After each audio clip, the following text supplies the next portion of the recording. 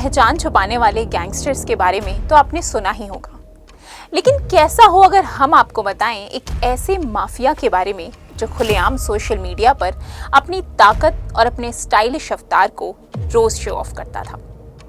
कैसे राजस्थान के एक छोटे से गांव में पला बड़ा ग्रेजुएट लड़का बना राज्य का मोस्ट वांटेड अपराधी। जाति, परिस्थिति या शराब, किसने बदल दी शेखावाटी गैंग लीडर आनंदपाल सिंह की किस्मत।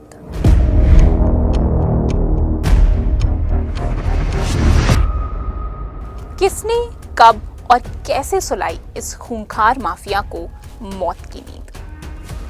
नमस्कार, मैं हूं हिमानी और आप देख रहे हैं इंस्टाफीड। आनंदपाल सिंह राजस्थान में डर का दूसरा नाम।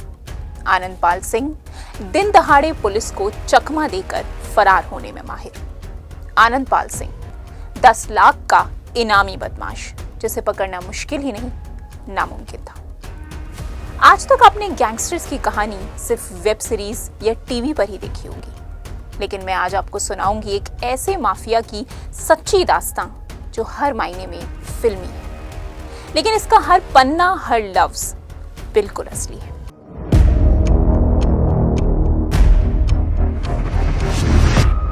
जगह राजस्थान में शेखावाटी के चूरू का मालासर गांव। वक्त लगभग 10 बजे। दिन 24 जून 2017। ये वो अमावस की काली रात थी जिसने काली करतूतों वाले आनंदपाल सिंह की जिंदगी में भी हमेशा के लिए अंधेरा कर दिया। ये रात थी 10 लाख के इनामी बदमाश आनंदपाल के एनकाउंटर, जहां एक तरफ गांव वाले नींद के आगोश में जाने को थे, वहीं दूसरी तरफ एक ऐतिहासिक पल की स्क्रिप्ट लिखी जा रही थी। आईपीएस दिनेश एमएन आगे आगे और उनके पीछे मानो पुलिस वालों का जत्था था, जिसमें शामिल था special operations group anti terrorist squad. इनकी मंजिल हाईवे के पास बना श्रवण सिंह का 2 मंजिला मकान, जहां मशहूर गैंगस्टर आनंदपाल सिंह अपने साथियों के साथ छिपा बैठा था। फिल्मी अंदाज में जब उसे खबर मिली कि तुम्हें चारों तरफ से घेर लिया गया है, सरेंडर कर दो, तो वो बौखला गया। सालों से डर का कारोबार चला रहा आनंदपाल इतनी जल्दी हार मानने वालों में से नहीं था, और उसने भी एक सुघड़ माफिया की तरह अपने मनपसंद हथियार AK-47 राइफल्स और कई दूसरे वेपन से पुलिस पर ताबड़तोड़ करीब 100 राउंड फायर कर दिए। पुलिस को बहुत अच्छे से पता था कि आनंदपाल के पास अभी भी 300 राउंड की फायरिंग बची है, और इसलिए वो भी पूरी तैयारी से आए थे। तभी फायरिंग के बीच वो हुआ जिसका इंतजार राजस्थान पुलिस को 21 महीनों से था। 1 नहीं, 2 नहीं, 3 नहीं, पूरी 6 की 6 गोलियां लगातार आनंदपाल सिंह के सीने को चीरती चली गईं। और इसके साथ ही एक ऐसे माफिया का अंत हुआ जिसका दूसरा नाम खौफ था। पर पुलिस के लिए मुश्किलें खत्म नहीं, बल्कि अब शुरू हुई थी। उन्हें अंदाजा भी नहीं था कि जिस शख्स ने जीते जी उनकी नाक में दम कर दिया था, उसकी मौत भी एक तूफान लेकर आने वाली थी। आइए ये कहानी जरा 42 साल पहले रिवाइंड करके सुनते हैं।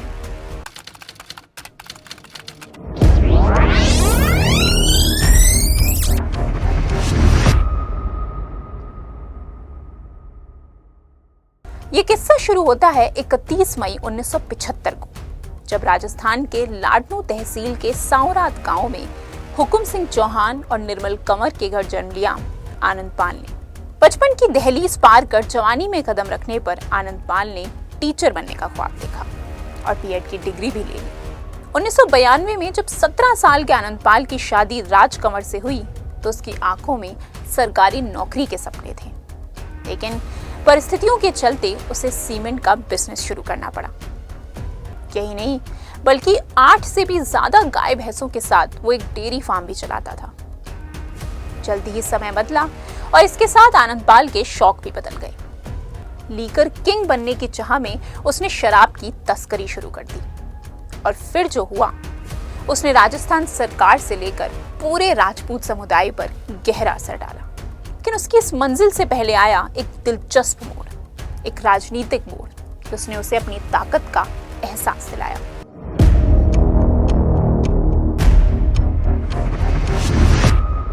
ये बात साल 1999 से साल 2000 के बीच की है, जब अपनी किस्मत आजमाते हुए आनंद पाल ने पहली बार राजनीति की दुनिया में कदम रखा और सांवरात गांव के पंचायत समिति सदस्य की सीट पर जीत हासिल की।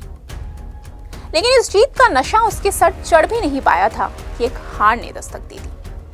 लाडनू पंचायत समिति के प्रधान बनने का उसका सपना महज 2 वोटों से चकनाचूर किया पूर्व कैबिनेट मिनिस्टर हरजीराम बुरड़क के बेटे जगन्नाथ बुरड़क ने। इसके बाद नवंबर साल 2000 में लाडनू पंचायत समिति के लिए हुए चुनाव में कांग्रेस नेताओं के साथ उसका विवाद हुआ और साथ ही उम्मीदवार को नामांकन पत्र दाखिल न करने देने के लिए पुलिस कंप्लेंट भी फाइल की गई।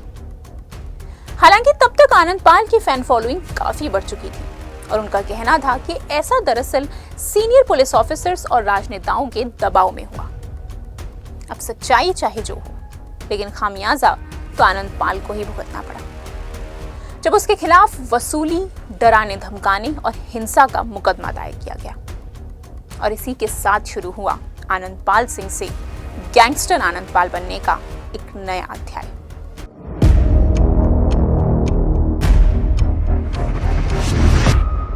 दो 2006 ही वो ऐतिहासिक साल था जब आनंद पाल ने जुर्म की दुनिया में कदम रखा और शुरू हुआ चोर सिपाही का वो खेल, जिसमें कभी चोर तो कभी सिपाही को पटखनी मिली। 6 से ज्यादा कत्ल के इल्जाम ही नहीं, बल्कि चोरी, गैंग वॉर और जबरन वसूली में 2 दर्जन से भी ज्यादा केसेस में नाम आने के बाद पुलिस को यह समझते देर नहीं लगी कि आनंद पाल एक भयानक शख्सियत है।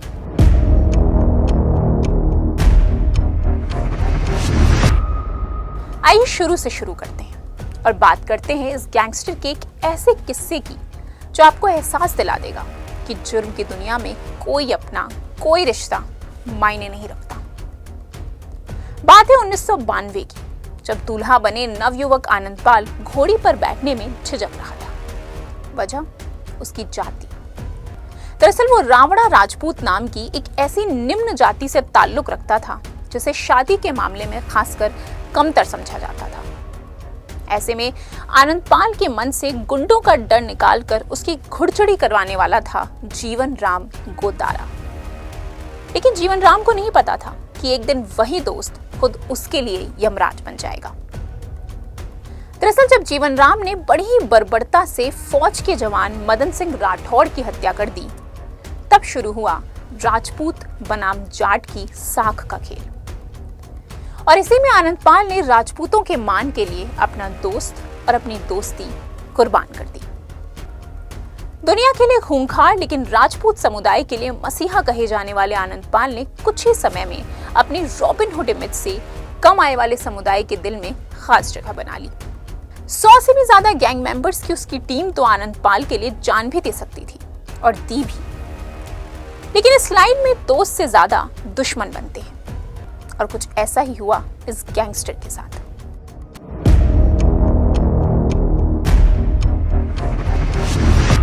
दरअसल जब 2012 में राजस्थान पुलिस ने AK-47, कई बुलेट्स और बुलेट प्रूफ वेस्ट्स के साथ आनंद पाल को उसके फार्म हाउस के पास जयपुर में धर दबोचा तो उन्हें लगा किस्सा खत्म। लेकिन वो तो बस कुछ समय का मेहमान था।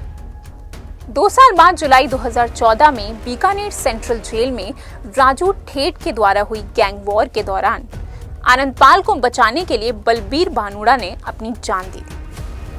कहते हैं कि इस मुठभेड़ में पूर्व जाट कांग्रेस MP और एक जाट पुलिस ऑफिसर का भी हाथ था।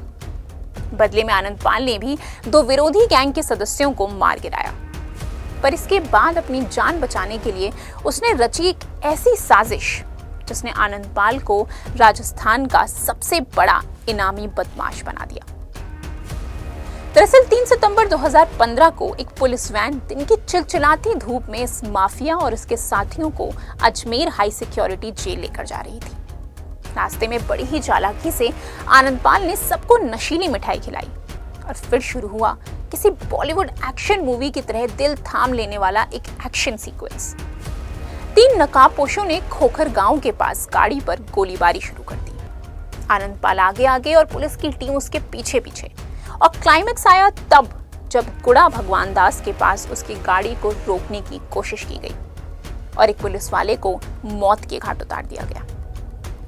इस घटना ने सिर्फ राज्य में ही नहीं बल्कि पूरे देश में तहलका मचा दिया। लॉ एंड ऑर्डर पर सवाल उठने लगे और तब राजस्थान सरकार ने आनंदपाल को राज्य का सबसे बड़ा 10 लाख का इनामी बदमाश घोषित कर दिया।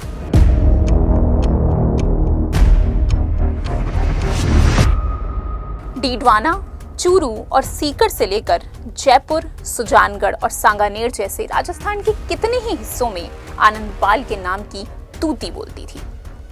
अपने रास्ते का रोड़ा बने लोगों को अगवा कर उन्हें एक बेहद छोटे से पिंजरे में बंद करके ये खूंखार माफिया उन्हें ऐसी ऐसी यातनाएं देता जिन्हें सुनकर ही आपकी रूह कांप जाएगी। 8 मामलों में भगौड़ा घोषित हो चुके आनंदपाल ने ही सीकर के गोपाल फोगावट हत्याकांड को भी अंजाम दिया था। यूं तो उसके जुर्म की जड़ें राजस्थान में थी, लेकिन इसकी शाखाएं पूरे देश में कुछ इस तरह फैली कि वो एमपी, यूपी, हरियाणा और पंजाब में भी एक वांटेड अपराधी बन गया। क्राइम वर्ल्ड में उसकी क्या पावर थी, इसका अंदाजा आप इस बात से लगा सकते हैं कि उससे मुकाबले के लिए पुलिस शहरों को किलों में बदल देती थी। उसके मजबूत हथियारों का सामना करने के लिए पुलिस फोर्स को स्पेशल ट्रेनिंग मिलती थी। इस एक अपराधी को पकड़ने के लिए राजस्थान की पुलिस ने करोड़ों रुपए दांव पर लगा दिए थे।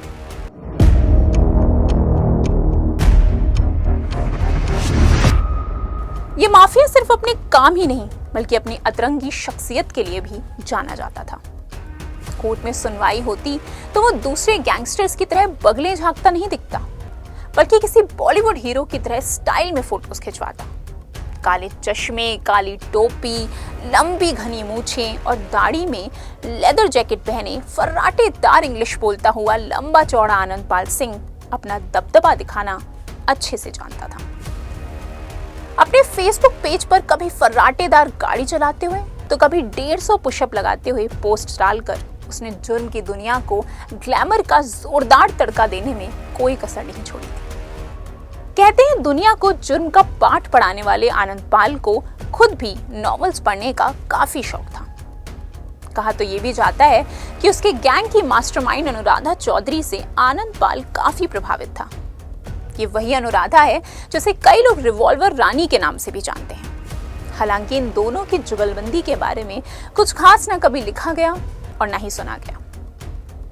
अपना रौला बनाए रखना आनंदपाल को बखूबी आता था, लेकिन उसने कभी किसी को ऐसी जिंदगी के लिए बढ़ावा नहीं दिया।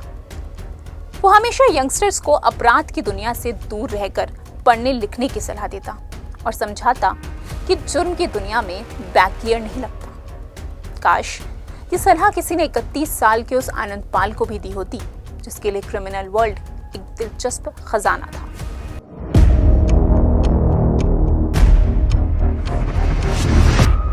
आनंदपाल का एक भाई मंजीत सिंह मर्डर केस के चलते जेल गया और दूसरा भी पुलिस के लिए सालों तक मुसीबत बना रहा। परिवार की आमदनी कहां से आती थी इस बारे में किसी को कुछ साफ साफ तो नहीं पता, लेकिन दौलत इतनी थी कि एक बेटी दुबई में करीब 20 लाख देकर इंजीनियरिंग की पढ़ाई करती थी, तो दूसरी बेटी और एक बेटा पुणे के एक आलीशान स्कूल में पढ़ने जाते थे। बात करें प्रॉपर्टी की तो जयपुर में 60-60 लाख के 2 फ्लैट्स होने के साथ साथ 370 बीघा जमीन, कई बेनामी संपत्तियां, कुचामन, हनुमानगढ़, सीकर और चूरू में प्रॉपर्टीज के अलावा उसके पास मकराना में एक खान भी थी।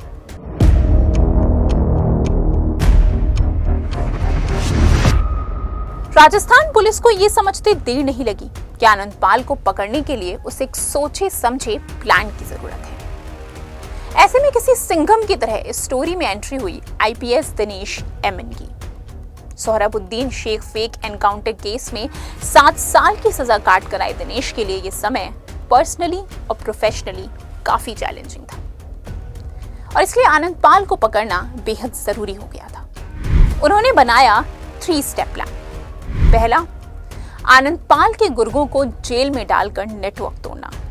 दूसरा, उसकी सारी बेनामी संपत्ति जब्त करना। और तीसरा, अरेस्ट करके कोर्ट में सजा दिलवाना।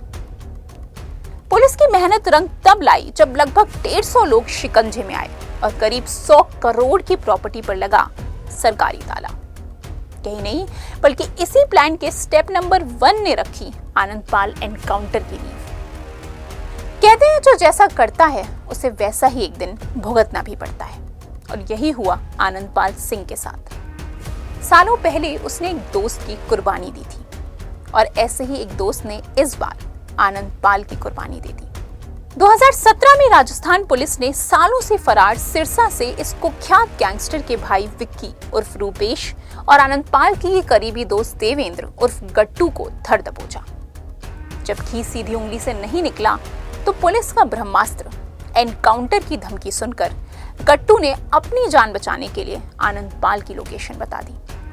पुलिस बनाम आनंदपाल के इस गेम प्लान में ट्विस्ट आया 12 जून 2017 को रात करीब 1 बजे, जब आनंदपाल की लंका में सस्पेंडेड कांस्टेबल दुर्गा दत्त ने भेजा एक विभीषण, जिसने लिखी 12 दिन बाद लंका दहन की कहानी।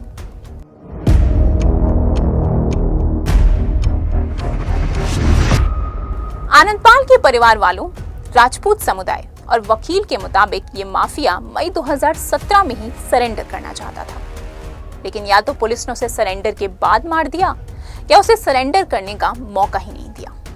यहाँ तक कि उसके वकील तत्कालीन स्टेट गवर्नर कल्याण सिंह से मिले और उन्हें बताया गया कि आनंदपाल एक देशभक्त है और उसे सुरक्षा दी जानी चाहिए। कयास तो ये भी लगाए जाते हैं कि राज्य के पूर्व मुख्यमंत्री वसुंधरा राजे और गृह मंत्री गुलाब चंद कटारिया आनंदपाल की जान के दुश्मन थे और उसने सरकार, कोर्ट और पुलिस से प्रोटेक्शन भी मांगा था, लेकिन किस्मत को कुछ और ही मंजूर था। गैंगस्टर के वकील एपी सिंह ने आनंदपाल के लिए हाई कोर्ट के चीफ जस्टिस की निगरानी में निष्पक्ष जांच की मांग की थी। उनका दावा था कि नेताओं के अन्याय की वजह से आनंदपाल जेल गया और अब वही लोग उसे मारना चाहते हैं। साथ ही वो हर उस वकील को झूठे केस में फंसा देते हैं जो आनंदपाल का केस लड़ता है। हालांकि ये बात कितनी हकीकत थी और कितना फसाना, ये राज भी उसके साथ ही चला गया।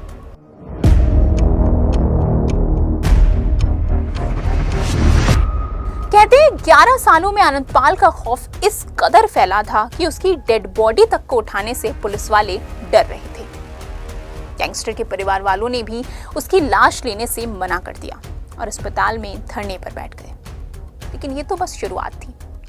मामला इतना गरमाया कि 12 जुलाई को 2 लाख लोगों ने इस एनकाउंटर के विरोध में सभा की, जिसे देखकर प्रशासन को भी मामले की नजाकत का अंदाजा हो गया। करीब 3 हफ्तों तक आनंदपाल का शव डीप फ्रीजर में रखने के बाद कहते हैं कि जहां एक तरफ सरकार ने उसके परिवार को अंतिम संस्कार की इजाजत लेने के लिए बुलाया, तो वहीं दूसरी तरफ पुलिस ने इस खतरनाक गैंगस्टर का अंतिम संस्कार कर दिया, जिसके बाद परिवार ने राजस्थान सरकार पर जबरदस्ती ऐसा करने का आरोप भी लगाया। आनंदपाल जैसी शख्सियत देश के लिए एक ग्रे शेड बनकर रह गई। जो इंसान पुलिस के लिए काली करतूतों का पुलिंदा था, वो राजपूत समुदाय के कुछ लोगों के लिए सफेद कपड़े की तरह बेदाग मसीहा था। उसके जाने के बाद भी 2018 में क्राइम पेट्रोल डायल 100 और दिसंबर 2019 में Z5 की वेब सीरीज रंगबाज फिर से जैसे शोज के जरिए उसकी अतरंगी और फिल्मी कहानी देश की जनता को सुनाई गई।